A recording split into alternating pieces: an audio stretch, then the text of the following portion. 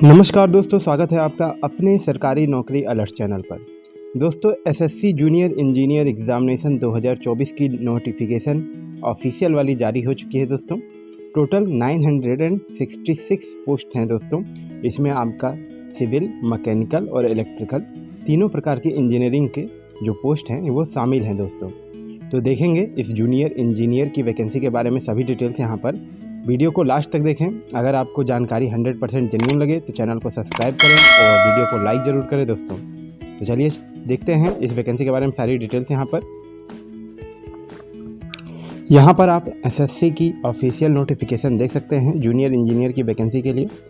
सबसे पहले फॉर्म भरने से पहले आपको बता दूं दोस्तों, जो एसएससी का नया रजिस्ट्रेशन नंबर सबको रजिस्टर करना था, यानी कि जो आपका पुराना रजिस्ट्रेशन नंबर था अब वो नहीं चलेगा। एसएससी ने की नई वेबसाइट आई है जिसके अंतर्गत ssc.gov.in के अंतर्गत आपको रजिस्ट्रेशन करना था। इस पर हम एक वीडियो पहले भी लेकर के आए थे। अगर आपने वो वीडियो नहीं देखी है और आपको जानकारी नहीं पता है तो यहाँ आई बटन पे हम वो वीडियो का लिंक दे देंगे, वहाँ से आप देख सकते हैं। इसके साथ ही साथ आपको पहले ssc.gov.in पर जाकर वहाँ पर नए रजिस्ट्रेशन नंबर के लिए रजिस्टर करना होगा। उसके बाद ही आप यह फॉर्म फिलअप कर पाएंगे। तो पहले जाकर वहाँ रजिस्टर कर लें, उसके बाद आप फॉर्म भर पाएंगे। अभी यहाँ पर इसके ऑफिशियल नोटिफिकेशन में हम डेट देख सकते हैं।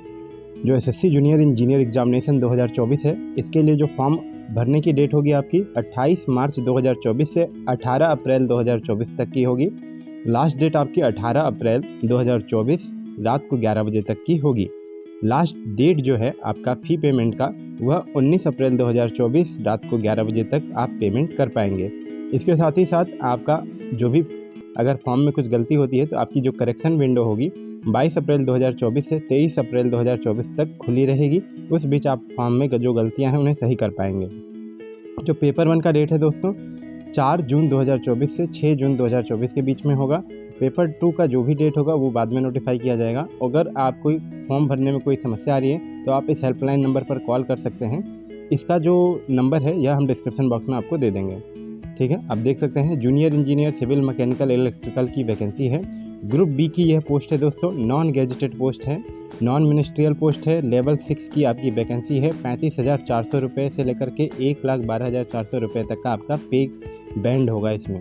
और जो ये पे मैट्रिक्स लेवल है आपका 7th CPC के हिसाब से ही होगा। अभी 8th CPC नहीं आई है तो 7th CPC के हिसाब से ही आपको पैसे मिलेंगे।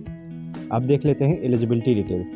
पहली जो वैकेंसी है बॉर्डर रोड ऑर्गेनाइजेशन में है, जिसमें जूनियर इंजीनियर सिविल की वैकेंसी है। और इसके लिए एजुकेशनल क्वालिफिकेशन आपका डिग्री इन सिविल इंजीनियरिंग होना चाहिए या फिर आपका 3 साल का डिप्लोमा होना चाहिए सिविल इंजीनियरिंग में। और इसके साथ ही 2 साल का वर्किंग एक्सपीरियंस होना चाहिए planning, execution, maintenance of civil engineering works. और एज लिमिट आपकी इसमें 30 साल तक की होनी चाहिए, ठीक है। यहाँ पर देख सकते हैं आप। इसके अलावा जूनियर इंजीनियर इलेक्ट्रिकल और मैकेनिकल की वैकेंसी है। इसके लिए डिग्री चाहिए आपका पास इलेक्ट्रिकल या मैकेनिकल इंजीनियरिंग में, या फिर 3 साल का डिप्लोमा चाहिए आपका इलेक्ट्रिकल या मैकेनिकल इंजीनियरिंग में।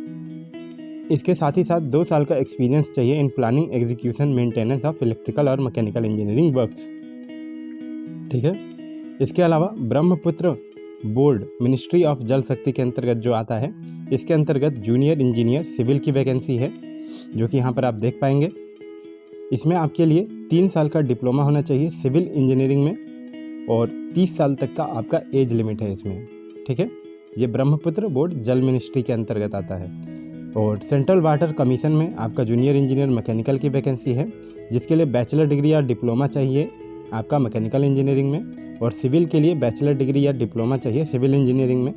एज लिमिट आपकी 30 साल तक की इसमें हो सकती है। इसके अलावा CPWD यानी कि सेंट्रल पब्लिक वर्क्स डिपार्टमेंट के अंतर्गत जूनियर इंजीनियर इलेक्ट्रिकल की वैकेंसी है, जिसमें इलेक्ट्रिकल या मैकेनिकल इंजीनियरिंग में आपके पास डिप्लोमा होना चाहिए। 32 साल तक की एज लिमिट होगी। और सिविल के लिए डिप्लोमा इन सिविल इंजीनियरिंग होना चाहिए आपके पास, एज लिमिट 32 साल तक की होगी। Central water and power research station junior engineer electrical की वैकेंसी है दोस्तों। डिप्लोमा इन इंजीनियरिंग चाहिए आपके लिए। और सिविल के लिए डिप्लोमा इन सिविल इंजीनियरिंग चाहिए आपका, और एज लिमिट आपकी इसमें 30 साल तक की होगी। इसके अलावा यहाँ पर देख पाएंगे DGQA naval ministry of defence की वैकेंसी है। इसमें मैकेनिकल की वैकेंसी के लिए मैकेनिकल इंजीनियरिंग में डिग्री या फिर 3 साल का डिप्लोमा चाहिए होगा आपको। इसके साथ ही 2 साल का एक्सपीरियंस भी चाहिए आपका, ठीक है। और एज लिमिट आपकी अप टू 30 साल तक की इसमें मिल जाएगी। और इसके साथ ही जूनियर इंजीनियर इलेक्ट्रिकल की भी वैकेंसी है इसमें, जिसमें इलेक्ट्रिकल इंजीनियरिंग में डिग्री या फिर 3 साल का डिप्लोमा आपके पास है और साथ ही साथ 2 साल का एक्सपीरियंस है रिस्पेक्टिव फील्ड में, तो आप फॉर्म भर पाएंगे। इसके अलावा Farakka barrage project ministry of जल शक्ति के अंतर्गत जो कि आता है, इसमें इलेक्ट्रिकल की वैकेंसी है जिसके लिए डिप्लोमा इन इलेक्ट्रिकल इंजीनियरिंग चाहिए। सिविल की वैकेंसी है जिसमें डिप्लोमा इन सिविल इंजीनियरिंग चाहिए आपका और एज लिमिट 30 साल तक की होगी। ठीक है। मिलिट्री इंजीनियरिंग सर्विसेज MES के अंतर्गत जूनियर इंजीनियर सिविल की वैकेंसी है दोस्तों। डिग्री इन सिविल इंजीनियरिंग या फिर 3 साल का डिप्लोमा इन सिविल इंजीनियरिंग और इसके साथ ही 2 साल का experience in planning execution and maintenance of civil engineering works और अप टू 30 साल की आपकी एज लिमिट होगी। इसके साथ जूनियर इंजीनियर इलेक्ट्रिकल और मैकेनिकल की भी वैकेंसी है इस डिपार्टमेंट में, जिसमें डिग्री इन इलेक्ट्रिकल या मैकेनिकल इंजीनियरिंग या 3 साल का डिप्लोमा इन इलेक्ट्रिकल या मैकेनिकल इंजीनियरिंग और 2 साल का एक्सपीरियंस आपके पास होना चाहिए। 30 साल तक की एज लिमिट इसमें मिल जाएगी आपका। और जो सबसे लास्ट डिपार्टमेंट है वो है national technical research organisation NTRO, जिसमें सिर्फ सिविल की वैकेंसी है। डिप्लोमा इन सिविल इंजीनियरिंग आपके पास होना चाहिए और 30 साल तक की एज लिमिट होगी आपकी। ठीक है, तो आशा करता हूँ एजुकेशनल क्वालिफिकेशन आप समझ गए होंगे। अगर कोई जानकारी नहीं समझ में आई तो कमेंट बॉक्स में कमेंट कर सकते हैं। यहाँ पर आप देख पाएंगे आपका जो कैटेगरी वाइज वैकेंसी डिटेल्स हैं, किस कैटेगरी में किस डिपार्टमेंट में कितनी वैकेंसी है, इसी को देख करके आप अपना फॉर्म भरें, जिससे आप ज़्यादा फायदे में रहेंगे। तो यहाँ पर इसे वीडियो पॉज करके आराम से आप देख पाएंगे। ठीक है, इसके अलावा आगे चलते हैं दोस्तों। यहाँ पर जो इम्पोर्टेंट जानकारी है ऑफिशियल नोटिफिकेशन में से वही हम आपको बता रहे हैं। यहाँ पे आप एब्रिविएशन देख सकते हैं। अगर आप PWD यानी फिजिकली हैंडीकैप्ड कैंडिडेट्स हैं तो ये सारे जो आपकी सब कैटेगरी है, इसी कैटेगरी के जो व्यक्ति होंगे वो एलिजिबल होंगे। तो यहाँ पर आप वीडियो पॉज करके अपनी जो कैटेगरी है वो यहाँ पर चेक कर पाएंगे कि आप एलिजिबल हैं या नहीं हैं। ठीक है, और चलिए आगे चलते हैं, आगे देखते हैं ऑफिशियल नोटिफिकेशन में। नेशनलिटी देख सकते हैं यहाँ पर। ठीक है, जो भी कैंडिडेट फॉर्म भर रहे हैं वो या तो सिटीजन ऑफ इंडिया हो या सब्जेक्ट ऑफ नेपाल हो या सब्जेक्ट ऑफ भूटान हो या फिर कोई ऐसे इंडियन ओरिजिन के व्यक्ति हों जो कि Pakistan, Burma, Sri Lanka, east African countries, यहाँ पर देख पाएंगे नाम उसका फलाना ढिमकाना है, और यहाँ से वो परमानेंट इंडिया में सेटल हो गए हों और उनके पास एक सर्टिफिकेट ऑफ एलिजिबिलिटी हो जो कि गवर्नमेंट ऑफ इंडिया द्वारा इशू किया गया हो, तो भी वो फॉर्म भरने के लिए एलिजिबल होंगे। ठीक है, और इसके साथ ही यहाँ पर एज रिलैक्सेशन देख पाएंगे। जो पोस्ट हैं दोस्तों जिसमें 30 साल तक की एज लिमिट है, उनका डेट ऑफ बर्थ 2/8/1994 से लेकर के 1/8/2006 के बीच में होना चाहिए। और जो 32 साल तक की एज लिमिट है जिस वैकेंसी में, उसमें 2/8/1992 से लेकर के 1/8/2006 तक की उनकी एज डेट ऑफ बर्थ होना चाहिए। यहाँ पर एज रिलैक्सेशन आप देख पाएंगे। SC/ST कैटेगरी के कैंडिडेट को 5 साल का रिलैक्सेशन मिलेगा, OBC को 3 साल का रिलैक्सेशन मिलेगा, अपर एज लिमिट में मिलेगा रिलैक्सेशन, सबको पता है ये। PWD कैटेगरी में अगर आप अनरिजर्व या EWS के हैं तो 10 साल का, OBC को 13 साल का और SC/ST को 15 साल का रिलैक्सेशन मिलेगा। एक्स सर्विसमैन को हैं तो आप 3 साल का after deduction of the military service rendered from the actual as. ठीक है, आपको 3 साल का रिलैक्सेशन मिलेगा जब आपने वहाँ से छुट्टी ले ली है। इसके साथ ही डिफेंस पर्सनल डिसेबल्ड 3 साल का मिलेगा आपको, और SC/ST का अगर डिफेंस पर्सनल हैं जो कि डिसेबल्ड हो गए हैं तो 8 साल का एज रिलैक्सेशन आपको इसमें मिल जाएगा। ठीक है, और चलिए देखते हैं दोस्तों आगे की जानकारी। जो इम्पोर्टेंट जानकारी है सिर्फ वहीं हम आपको बताएंगे यहाँ पर, बाकी सारी जानकारी आप पढ़ सकते हैं और इसके लिए आप नोटिफिकेशन जो है वो डाउनलोड कर पाएंगे। इसका जो PDF का लिंक है नोटिफिकेशन का, ये हम यहाँ पर डिस्क्रिप्शन बॉक्स में दे देंगे। ठीक है दोस्तों, चलिए आगे देखते हैं। जो ऑफिशियल आपकी जानकारी है, जो इम्पोर्टेंट जानकारी है वो देख सकते हैं। यहाँ पर फ़ी देख सकते हैं, जो 100 रुपये फ़ी है वही सभी कैंडिडेट्स के लिए अप्लाई होगी। 100 रुपये के अलावा कोई भी यहाँ पर फ़ी रिलैक्सेशन यहाँ पर मिलेगी आपको। अगर वुमेन कैंडिडेट्स हैं या फिर SC/ST के कैंडिडेट्स हैं या PWD कैंडिडेट्स हैं तो आपका जो फ़ी होगा वो नील होगा, यहाँ पर की कोई फ़ी नहीं लिया जाएगा आपसे। ठीक है, इसके अलावा पेमेंट जो है आप ऑनलाइन कर पाएंगे, भीम UPI नेट बैंकिंग के माध्यम से। ऑफलाइन पेमेंट करने का ऑप्शन नहीं होगा। विंडो फॉर एप्लीकेशन करेक्शन, जैसा कि आपको पहले भी बताया था, 22 अप्रैल 2024 से लेकर के 23 अप्रैल 2024 तक आपका जो करेक्शन फॉर्म है वो खुलेगा। यहाँ पर आप देख सकते हैं, अगर आपकी फॉर्म में कोई करेक्शन करते हैं तो अगर आप करेक्शन सिंगल टाइम करते हैं यानी कि एक बार करते हैं तो आपसे 200 रुपये की फ़ीस ली जाएगी, और अगर आप दोबारा से कोई मिस्टेक करके दोबारा करेक्शन करना चाहते हैं तो 500 रुपये आपकी फ़ीस होगी। ठीक है, तो कोशिश करिए कि एक ही बार में फॉर्म सही से भर दें आप।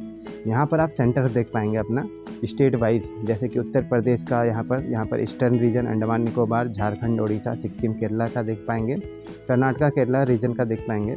आप जब फॉर्म भरेंगे तो वहाँ पर आप अपने नियर बाई जो डिस्ट्रिक्ट है वो सर्च करेंगे तो वहाँ पर वो आपको मिल जाएगा, तो आप उसी को एज अ सेंटर डाल सकते हैं।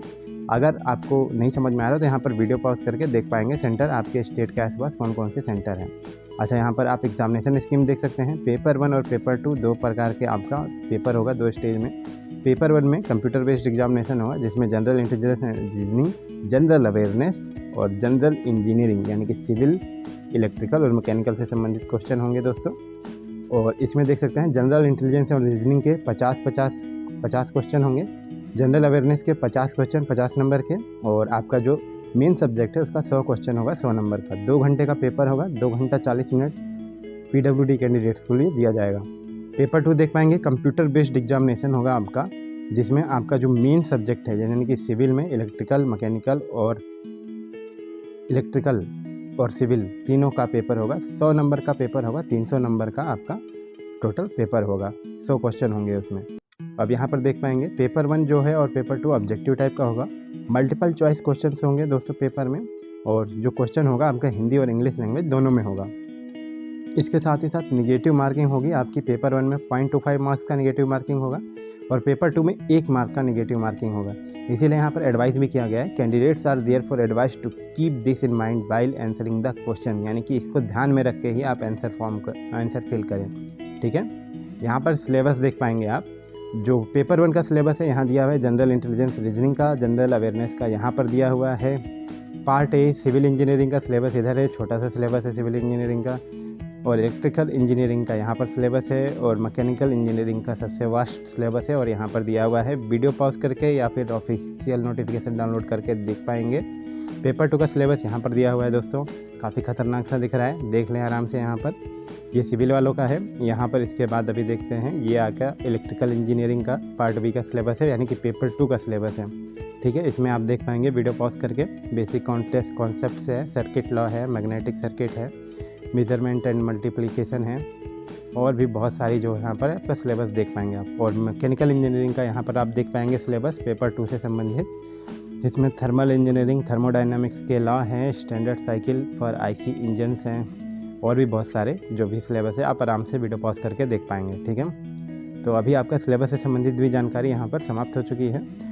और दोस्तों आशा करता हूँ कि आपको वीडियो पसंद आया होगा। ठीक है, अगर आपको वीडियो पसंद आ रहा है तो ज़रूर चैनल को सब्सक्राइब करें दोस्तों। ठीक है, और यहाँ पर आप देख पाएंगे आपका जो आप एग्ज़ाम हॉल का जैसे ही आपका एडमिट कार्ड आएगा तो देखिए, पहले आपका फ़ोटोग्राफ ले जाना मैंडेटरी नहीं होता था, लेकिन इस बार मैंडेटरी कर दिया गया। आपके पास 2 रिसेंट कलर फोटोग्राफ जो है आप लेकर के जाएंगे एडमिट कार्ड के साथ साथ, जिसके साथ ही ओरिजिनल ID कार्ड आप लेके जाएंगे जिसमें डेट ऑफ बर्थ लिखा हो, जिसमें आधार कार्ड या voter ID card, driving licence, PAN card, passport, school college ID card, employ ID card, ये सब में से कुछ भी आपके पास है तो आप ये लेकर के जा सकते हैं पेपर देने के लिए। ठीक है, अभी यहाँ पर और भी अगर कोई जानकारी मिलती है तो यहाँ पर चेक करते हैं अपन। ये मिनिमम क्वालिफिकेशन मार्क है जो सभी पेपर्स में होते हैं, जिसमें कि आपका अनरिजर्व में 30%, OBC में 25%, ऑल अदर कैटेगरीज में आपका 20% मार्क्स आपको चाहिए होता है पेपर 1 में क्वालिफाई करने के लिए। ठीक है, ये सभी पेपरों में होता है दोस्तों लगभग, और ये लगभग सभी कोई पा लेते हैं अगर आपने पढ़ा है थोड़ा बहुत भी। और अगर आपका जैसे कोई 2 कैंडिडेट्स का नंबर एकदम मैच हो जाता है तो उसमें आपको सिलेक्शन कैसे किया जाएगा, पहले तो पेपर 2 में जो टोटल मार्क्स हैं उनको चेक किया जाएगा, जिसका अधिक होगा उसे वरीयता दी जाएगी। उसके अलावा date of birth with older candidates placed higher, यानी कि जिसका भी उम्र ज़्यादा होगा उसको वरीयता दी जाएगी। अगर इन दोनों मैच हो जाते हैं तो alphabetical order of name check किया जाएगा कैंडिडेट्स का, और जिसका अल्फ़ाबेटिकल ऑर्डर में पहले नाम आएगा उसको यहाँ पर वरीयता दी जाएगी। ठीक है, तो ये रिजोल्यूशन ऑफ टाई केसेस का यहाँ पर जो प्रोसीजर है यहाँ दिया हुआ है, और यहाँ पर आप वीडियो पॉज करके देख पाएंगे। अगर आप पेपर में कुछ भी गड़बड़ करते हैं तो वो सारा आपका सजा है वहाँ पर दिया हुआ है। ठीक है, तो यहाँ पर वैकेंसी से संबंधित सभी जानकारी समाप्त हो चुकी है। ऐसे ही 100% जेन्युइन अपडेट्स के लिए जो कि गवर्नमेंट जॉब का है, हमारे चैनल को सब्सक्राइब जरूर करें। फॉर्म अप्लाई करने का लिंक, SSC का नया रजिस्ट्रेशन करने का लिंक, और आपका ऑफिशियल नोटिफिकेशन और सिलेबस का लिंक, ये सारा आपको डिस्क्रिप्शन बॉक्स में हम दे देंगे। अब चलिए मिलते हैं आपसे नेक्स्ट वीडियो में। अगर आपको कोई डाउट हो रहा हो तो आप कमेंट बॉक्स में कमेंट कर सकते हैं, हम कोशिश करेंगे उसको रिजॉल्व करने की। तो चलिए मिलते हैं नेक्स्ट वीडियो में आपके से, तब तक के लिए जय हिंद, जय भारत, जय माता दी।